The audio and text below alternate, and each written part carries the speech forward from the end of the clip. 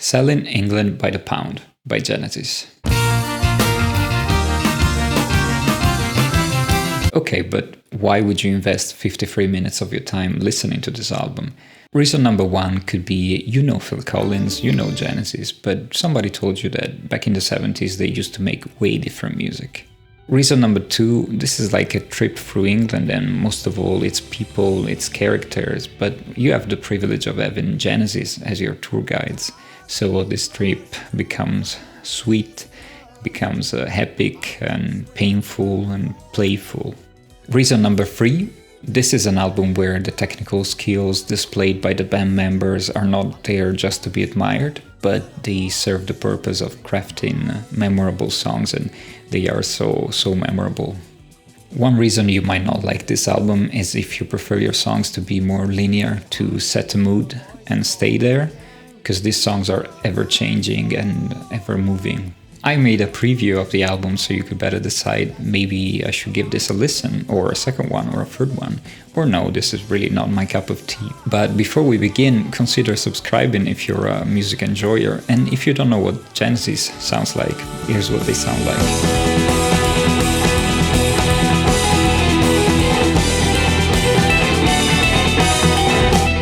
Alright, so track number one, Dancing with the Moonlit Night. Can you tell me where my country lies? The song starts with a question, a cry for an England that seems to have lost itself. Its people and traditions alike seem to have been captured by the dance of this moonlit night. A knight that might be a very charming figure, but is definitely not a hero. The instruments complement the theme of the song perfectly, with grandiosity and drama alternating and coming together. Track number two, I Know What I Like.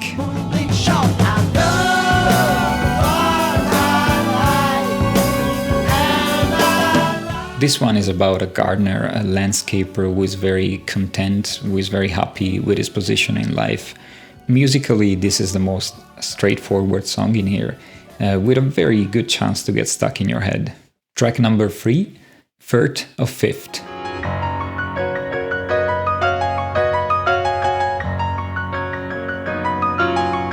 After a stunning and unforgettable piano introduction, we are taken into this very theatrical and mysterious landscape of sounds and images, and the way this song is able to carry you away is almost unmatchable, at least to me. There's a part where the flute anticipates the melody that is later expanded in the guitar section, and the way the guitar notes almost merge into each other with such painful passion is so incredible.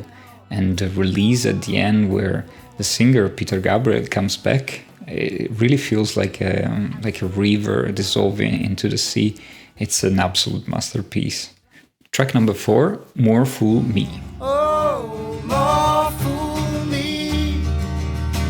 Oh, when it comes. This is a more personal song, a sweet sounding thing where Phil Collins is on lead vocals. When I was a teenager, I used to skip this song every time. I thought it didn't belong here, but now I know that I was being very short-sighted. I was being a bit of an idiot, because now I love it. Track number five, The Battle of Epping Forest. Here comes the cavalry.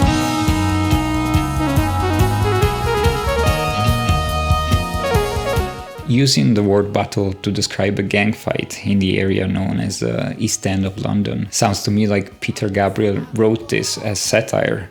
The setting is an ancient forest where two sides approach each other, marching like soldiers in a medieval battle. But then it all takes the vibe of a football game or a rugby game, with the bosses of this gang members looking at them fighting and having a picnic to enjoy their time better. So it makes for a very interesting and fun song.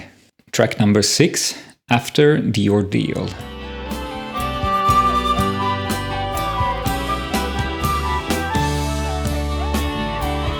The Battle of Epping Forest is over, there's no one left alive, and in this track to me it feels like we leave behind the matters of man, all the chaos that, as we saw in the last track, was pointless in the end. To me, it seems like this track shows a new morning, like the sun rising over the forest, over all those places that are free from the ordeals of man. Track number 7, The Cinema Show.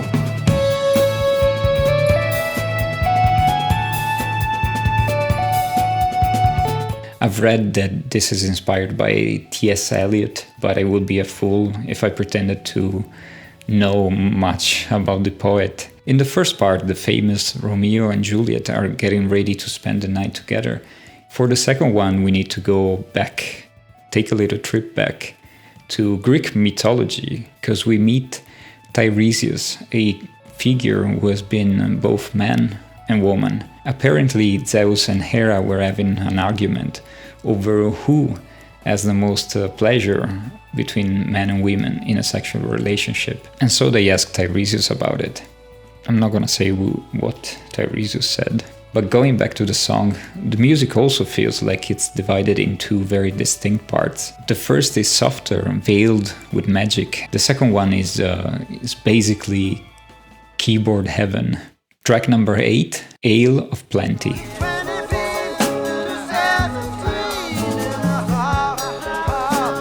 This is a reprise of track number 1, the beginning of the album, but this one is just heartbreaking.